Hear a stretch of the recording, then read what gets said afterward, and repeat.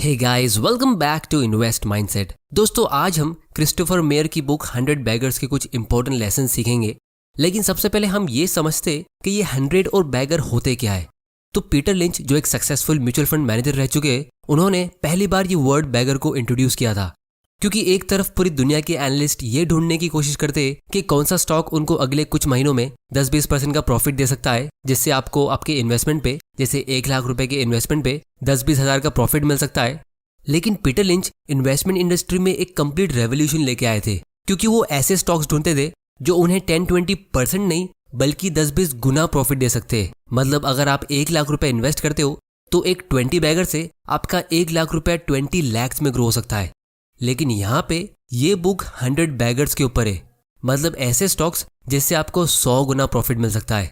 जिसका मतलब ये है कि सिर्फ 1 लाख रुपए का इन्वेस्टमेंट यहाँ 1 करोड़ में ग्रो होता है। तो सबसे पहले आप लोग ये चार्ट देखो।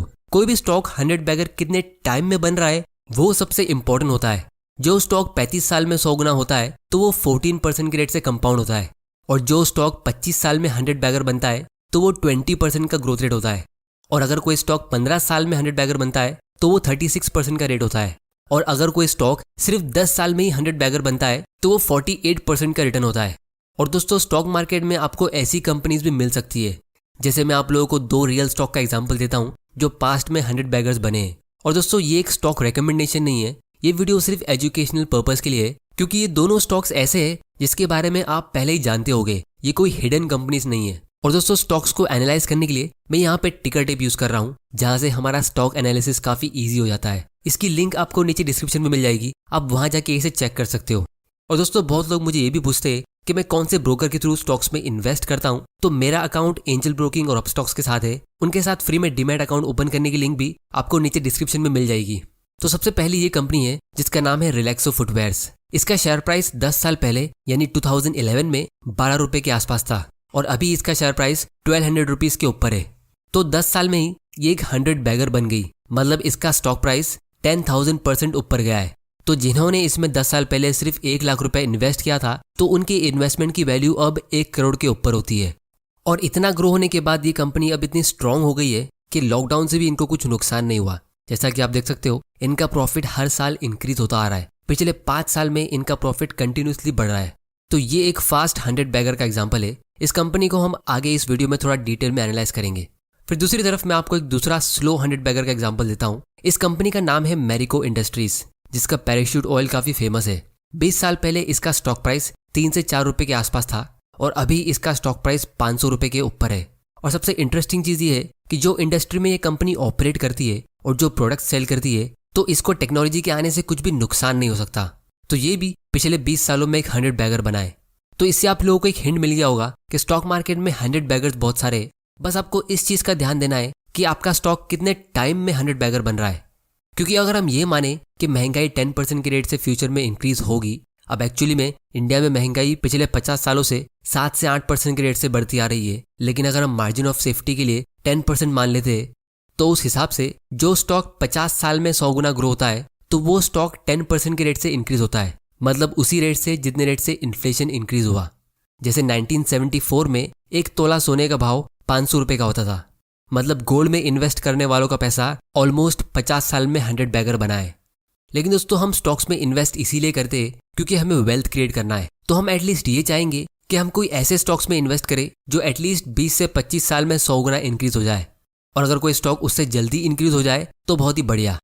तो इसीलिए जब आप कोई न्यू स्टॉक अपने पोर्टफोलियो में ऐड करते हो तो आपको ये सोचना चाहिए कि क्या वो स्टॉक अगले 10-20 सालों में 100 बैगर बन सकता है।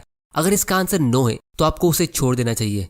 और वैसे लो क्वालिटी स्टॉक्स को अपने पोर्टफोलियो में इंक्लूड नहीं करना चाहिए, क्योंकि उससे अच्छा तो ये होगा कि आप इंडेक्स फंड में इन्वेस्ट कर लो, क्योंकि ये सेंसेक्स 1986 से लेकर अभी तक यानी 36 सालों में 100 बैगर बना है। तो एकदम कम रिस्क लेके भी आपको 14-15% का रिटर्न तो ऐसे ही मिल जाता है।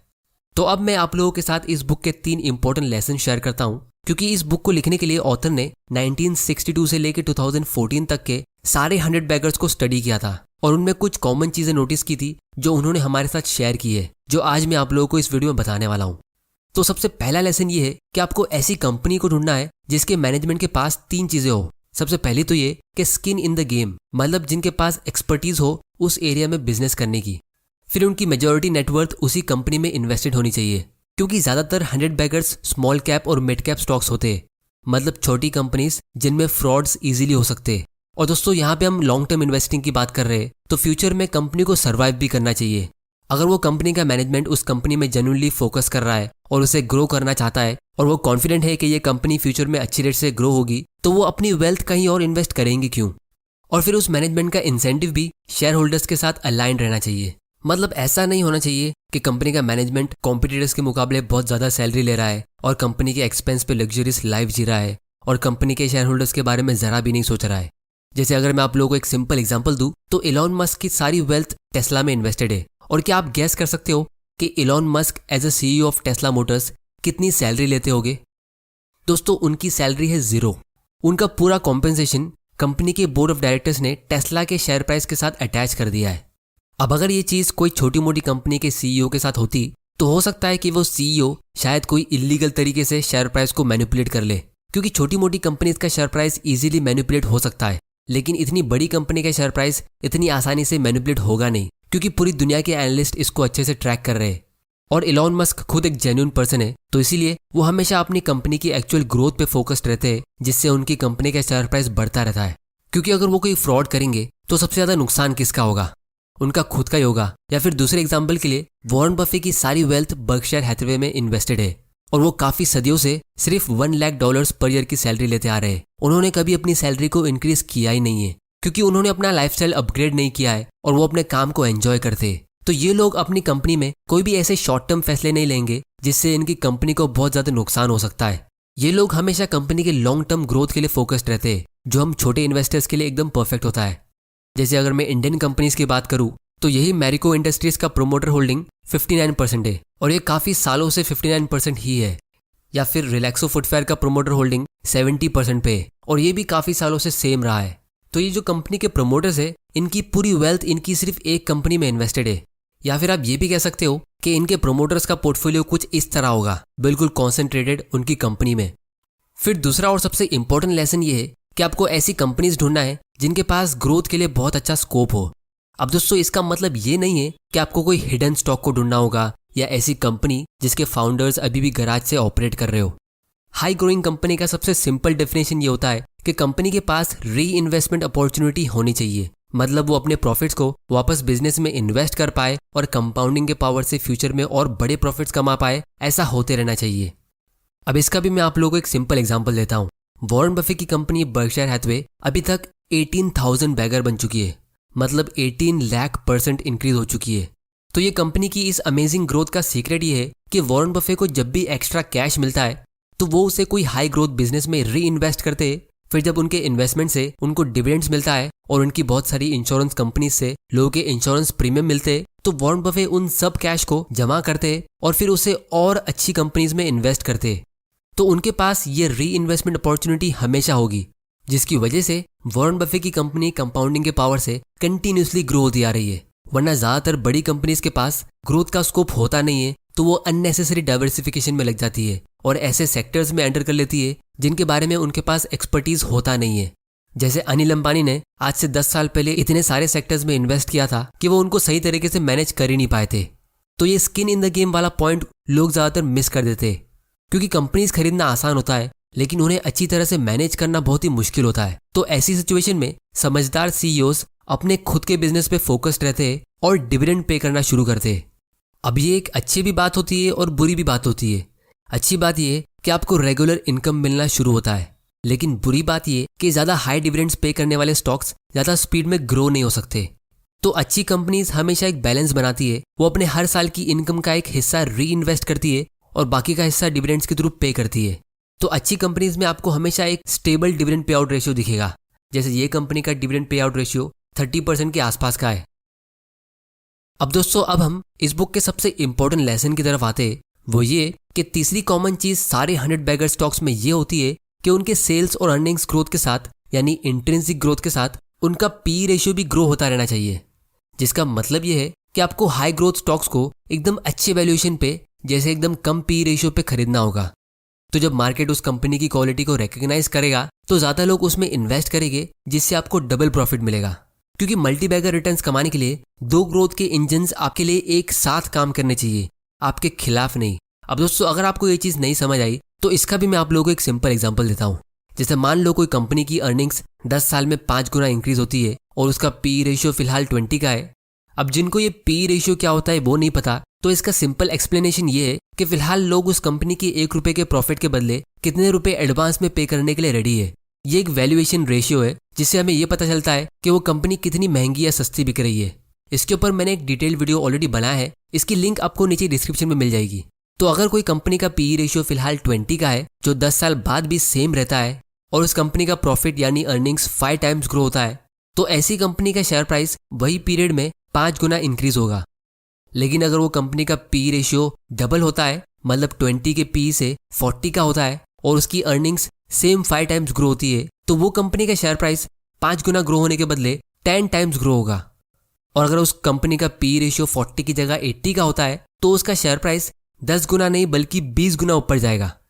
तो इस पी रेशियो के कम ज़्यादा होने से भी कंपनी का शेयर प्राइस मल्टीप्लाई होता है।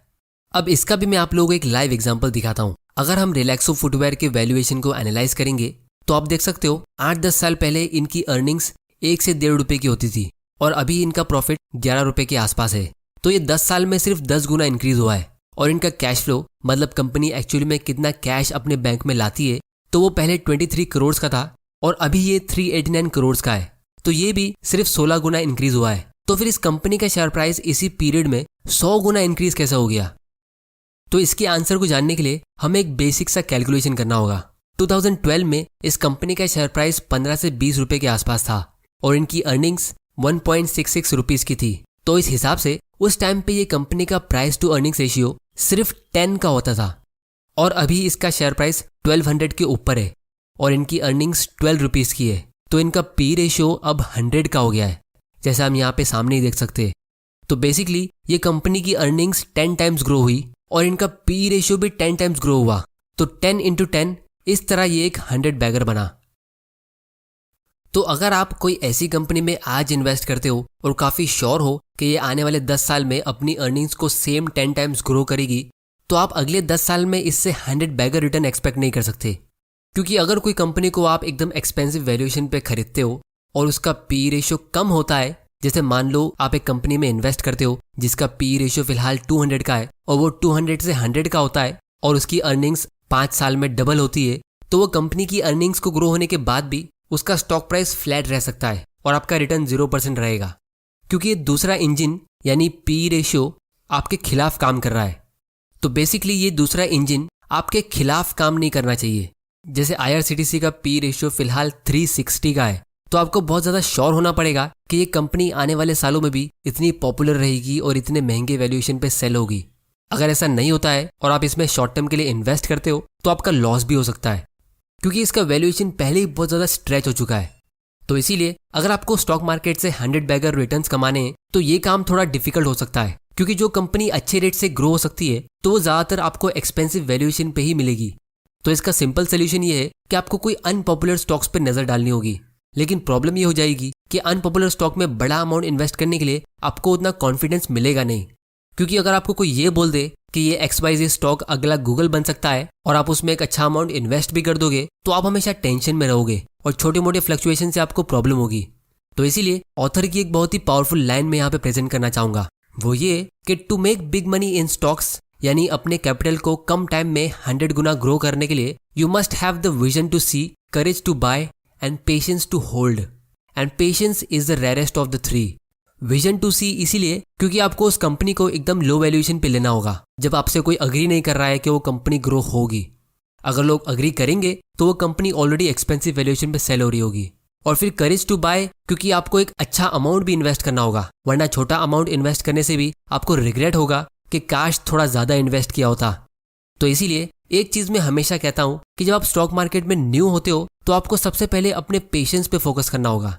मतलब राहुल द्रविड़ की सबसे इंपॉर्टेंट क्वालिटी अपने अंदर लानी होगी, क्योंकि वही सबसे डिफिकल्ट होता है और ज्यादातर लोग उसी में फेल होते हैं। जब आपके अंदर पेशेंस आ जाएगा तो उसके बाद आपको अपनी नॉलेज पे फोकस करना होगा, तब जाके लास्ट में आपके स्टॉक्स MS धोनी की तरह अच्छे रेट से आपको अच्छा रिटर्न देंगे। तो इसीलिए विजन, करेज और पेशेंस ये तीनों ही बहुत ही डिफिकल्ट स्किल्स होते हैं, पेशेंस को आप अभी से प्रैक्टिस कर सकते हो। विजन और करेज आपके पास अपने आप आएगा जब आपकी नॉलेज इंप्रूव होगी, जिसके लिए इस चैनल को सब्सक्राइब जरूर कर लेना, क्योंकि मैं प्रॉमिस करता हूँ कि आपके लिए ऐसे वैल्यूएबल वीडियोस मैं लाता रहूंगा। और बेल आइकन को प्रेस कर देना ताकि आपसे कोई वैल्यूएबल वीडियोस मिस ना हो जाए। तो दोस्तों आज की वीडियो में इतना ही। दोस्तों टिकर टिप से स्टॉक को एनालाइज करने का लिंक नीचे डिस्क्रिप्शन में, और स्टॉक्स में इन्वेस्ट करने के लिए फ्री में डीमैट अकाउंट ओपन करने का लिंक भी नीचे डिस्क्रिप्शन में है। आप लोग मुझे नीचे कमेंट करके बताओ कि मैं कौन सी टॉपिक पे अपना अगला वीडियो बनाऊं। वीडियो पसंद आया तो इसे लाइक करो, शेयर करो अपने फ्रेंड्स और फैमिली मेंबर के साथ, और नहीं पसंद आया तो डिसलाइक करो। आपका वैल्यूएबल टाइम देने के लिए thank you and good bye.